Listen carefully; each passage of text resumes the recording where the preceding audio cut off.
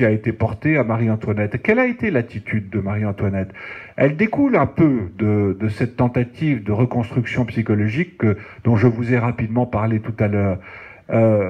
Cette femme qu'on a considérée comme légère, comme une sorte d'enfant gâté, on s'est emparé d'elle dans la seconde moitié du XXe siècle, à travers une certaine littérature, à travers des films comme le film de Sofia Coppola, qui en fait une espèce de fashion addict, de diva des sleeping, sinon peut-être une égérie gay. On en a fait une femme qui probablement n'était pas tout à fait ce qu'elle était en réalité. Marie-Antoinette assume son destin pendant son procès. Elle est par ailleurs, et elle a toujours été du côté de la vie, et jusqu'au dernier moment, elle pensera survivre à ce procès. Elle pensera pouvoir réchapper à ses juges et à ses accusations. Elle le dira d'ailleurs à la fin du procès, vous n'avez produit aucune preuve contre moi. Elle pense jusqu'au dernier moment, jusqu'à ce que tombe le verdict fatal de mort le 16 octobre 93 à 4 heures du matin, car la dernière séance du procès commence le matin du 15 à 9 heures et se termine dans la nuit du 15 au 16 octobre à 4 heures du matin. L'épreuve est terrible pour cette femme prématurément vieillie qui a connu l'enfermement, la mort de son mari, la séparation d'avec ses enfants. On lui retire gratuitement d'ailleurs le dauphin dès le début de juillet 93 et puis l'enfermement final de la conciergerie pendant 1 mois et demi. Cette femme qui, alors que elle était l'incarnation de la grâce et cette douceur de vivre, encore une fois, dont parle Talleyrand, ses cheveux, ses yeux, cette démarche dont parle le temps de ses contemporains de la reine à l'époque de la cour de Versailles, cette femme aux cheveux gris, cette femme qui ne fait pas son âge, qui fait beaucoup plus que ses 37 ans, que les 37 ans qu'elle a au moment de son procès, cette femme qui est malade, qui est victime d'hémorragie, probablement un cancer de l'utérus, qui est affaiblie, va tenir le coup, si j'ose dire, jusqu'au bout, va avoir une espèce de dignité et aussi une présence d'esprit, une intelligence politique que les révolutionnaires eux-mêmes ne soupçonnaient pas et qui les a infiniment gênés dans les accusations, dans les témoignages portés contre elle. Je vous prends un seul exemple. Lorsque le président du tribunal, Herman, l'interroge sur la fuite à Varennes, vous savez, cette ultime tentative de fuite de la famille royale et cette arrestation de Varennes en juin 1791, Herman lui dit « Mais vous êtes parti à Varennes parce que vous vouliez remonter sur le trône ?» Et Marie-Antoinette lui répond du tac au tac « Mais nous ne voulions pas remonter sur le trône puisque nous y étions. » Ça a été ça aussi, Marie-Antoinette, pendant son procès. Ça a été un incroyable contrôle de soi, une domination de soi, une maîtrise de soi, que personne ne soupçonnait.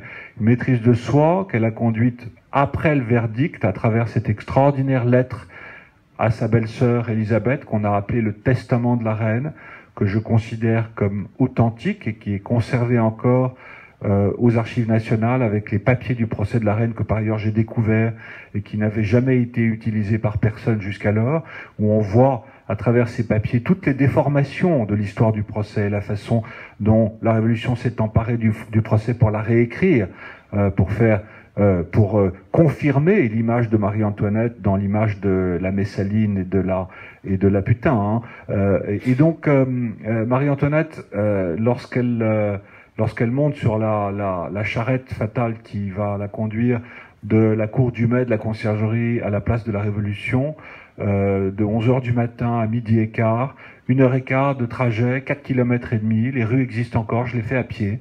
Elle est seule avec un pseudo-confesseur qui est un prêtre qui est un jureur, qu'elle ne reconnaît pas d'ailleurs, l'abbé Girard, et elle est assise dans le sens opposé de la marche, à contre-marche. Cette charrette, elle roule depuis des siècles et des siècles, depuis la nuit des temps. Elle roule depuis les grands procès de sorcellerie du XIVe siècle, où l'on faisait asseoir les sorcières dans le sens opposé de la marche, pour mieux les humilier. Et on fait subir ce sort à Marie-Antoinette. Louis XVI va à l'échafaud dans une voiture, dans un carrosse fermé, accompagné de ses avocats, et avec un prêtre qui est un prêtre réfractaire, un prêtre qui n'a pas juré sur la constitution civile du clergé, Marie-Antoinette a droit à la charrette des accusés ordinaires. Certains révolutionnaires, d'ailleurs, voudront la faire comparaître avec 2 prostituées parisiennes qui avaient eu le malheur de crier « Vive le roi » dans les rues de Paris. Et donc, elle subit ce sort-là. Et vous connaissez tous le dessin incroyablement dur que fait le petit croquis à l'emporte-pièce que fait d'elle David, qui se trouve quelque part le long de la rue Saint-Honoré. C'est un dessin en contre-plongée qu'il prend du premier étage d'une de ses maisons. Il a juste le temps, un très grand peintre et dessinateur, mais âme-ville, je dois dire, qu'est David, ce grand peintre, qu'il a juste le temps de prendre, où on voit une femme qui est déjà morte. Je pense, moi, personnellement, une femme qui est littéralement dans ce recueillement préparatoire à sa mort. Vous avez eu la gentillesse d'apporter ce livre, fin de partie. C'est une série de portraits d'écrivains devant la mort. Si j'ai choisi aussi cet événement, le procès de Marie-Antoinette, et Marie-Antoinette dans ces derniers jours, c'est aussi parce que je dois dire que j'ai depuis longtemps cette interrogation de ce que nous sommes devant la mort, de la façon dont, et ça en dit beaucoup de ce que nous sommes, dont nous nous comportons devant la mort. Et il est évident que ça a été pour moi, ce récit du procès de Marie-Antoinette, l'occasion de m'interroger encore sur ces rapports que nous pouvons entretenir entre la vie et la mort. Et il y avait de quoi dire s'agissant de Marie-Antoinette. Et donc, elle est sur cette charrette, elle arrive, place de la Révolution, exactement à l'endroit de la fontaine actuelle. Je ne sais pas si vous voyez, dans l'axe qu'on appelle l'axe royal, dans l'axe des Tuileries. Elle voit les Tuileries, où elle a vécu peut-être les derniers jours heureux de sa vie, où elle a vu probablement le seul amant qu'elle ait jamais eu, qu'est le comte de Fersen, ce comte suédois, qui la voit pour la dernière fois en cachette en février 1792.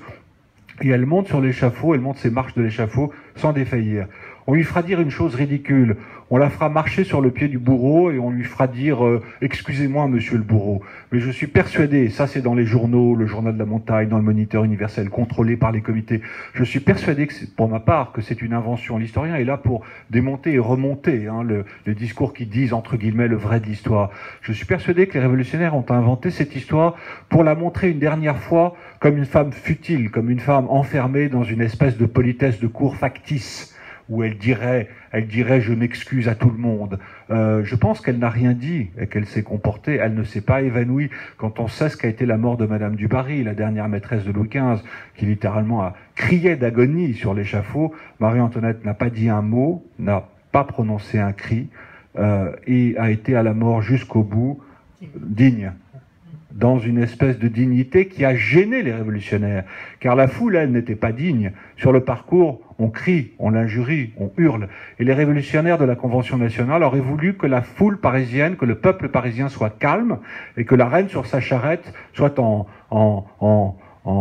cri et en abandon. Et c'est exactement le contraire qui s'est passé. Ce qui a beaucoup gêné les révolutionnaires, qui ont très vite enterré ce procès, qui pour eux, dans un certain sens, a été un échec. Une réussite dans le sens où Marie-Antoinette a été exécutée, mais un échec politique du point de vue des représentations. D'où les déformations du procès, d'où la difficulté de comprendre ce procès et l'obligation de passer à travers ces strates de l'écriture révolutionnaire et puis ensuite de l'écriture royaliste, car tout le monde s'est emparé de Marie-Antoinette.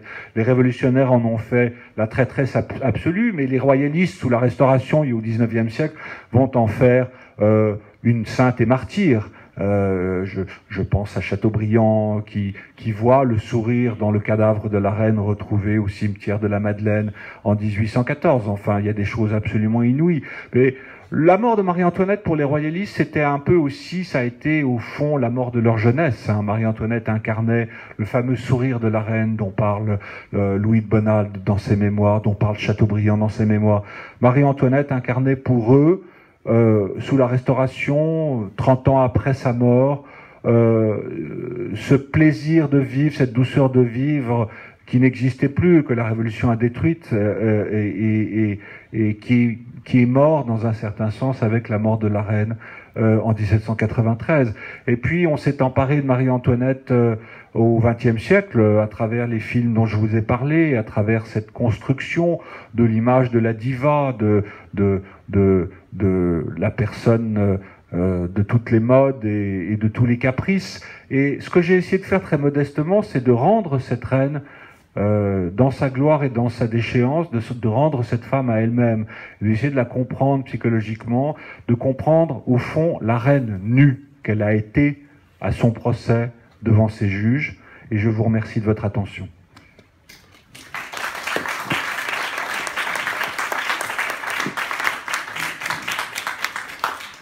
L'une ou l'autre question? Bonsoir. Vous dites que c'est le procès d'une femme, le procès d'une reine, mais qui était déjà condamné par Fouquier-Tinville avant le procès, puisqu'il avait l'habitude de venir au procès avec la tête des gens sous le bras. Non, non. Mais quand même, est-ce que c'était votre livre, le procès plus le récit du procès de la reine, ou le récit du procès de la justice et de son fonctionnement? D'accord, je vais vous répondre. Ouais. Les deux, mais le fonctionnement de la justice, c'est pas. On sait que c'est un procès politique, on sait que le tribunal révolutionnaire est un tribunal politique. C'est pas ce qui m'a intéressé le plus. Ce qui m'a intéressé le plus dans ce procès, c'est la chair humaine, c'est l'humanité des uns et des autres. C'est pourquoi est-ce que ces jurés sont là? Quel est leur univers mental?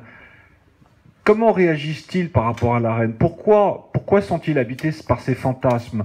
Et quelle est la part des convictions révolutionnaires qui sont les siennes? Et elles sont réelles. Ce principe d'égalité. Quelle est la part aussi de revanche sociale sur la reine, sur un monde qui leur était infiniment distant et éloigné, sur un monde... Tous ceux-là n'ont jamais vu la reine une seule fois dans leur vie, la voient pour la première fois lorsqu'elle rentre dans la salle de la liberté du tribunal révolutionnaire le 14 octobre à 8h du matin. Il y a cet ennui de la révolution face à ce plaisir de vivre, à ces débordements qui, dans leur imaginaire, étaient ceux de la monarchie. Il y a tout ce rapport-là, ce rapport de vengeance, ce rapport de jalousie, ce rapport de conviction de la révolution face à la contre-révolution. Et puis la peur aussi. La peur est omniprésente. Personne n'a le choix. Tout le monde est là par ordre, y compris entre guillemets, les juges, si vous voulez. Tout le monde est là par ordre. Donc, moi, j'ai essayé d'écrire quelque chose qui donne de la chair et du sang autant à Marie-Antoinette qu'à ceux qui l'ont jugée.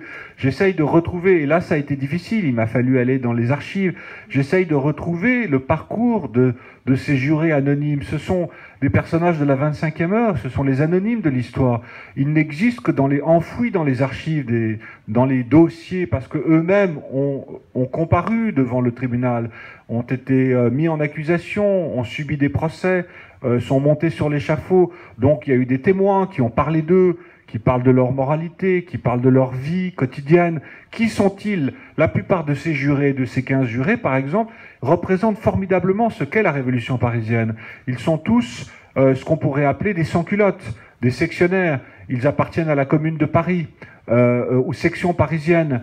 Marie-Antoinette monte sur l'échafaud par cette espèce de tension qui a existé entre deux formes de révolution et deux formes de démocratie. Une démocratie représentative, une démocratie d'assemblée que nous connaissons aujourd'hui, qui était incarnée par la Convention nationale, et une démocratie directe. Ça aussi, c'est quelque chose que nous connaissons aujourd'hui. La France, toute l'histoire contemporaine de la France est traversée de cette tension-là entre deux légitimités. La légitimité des parlements, aujourd'hui l'Assemblée nationale et le Sénat,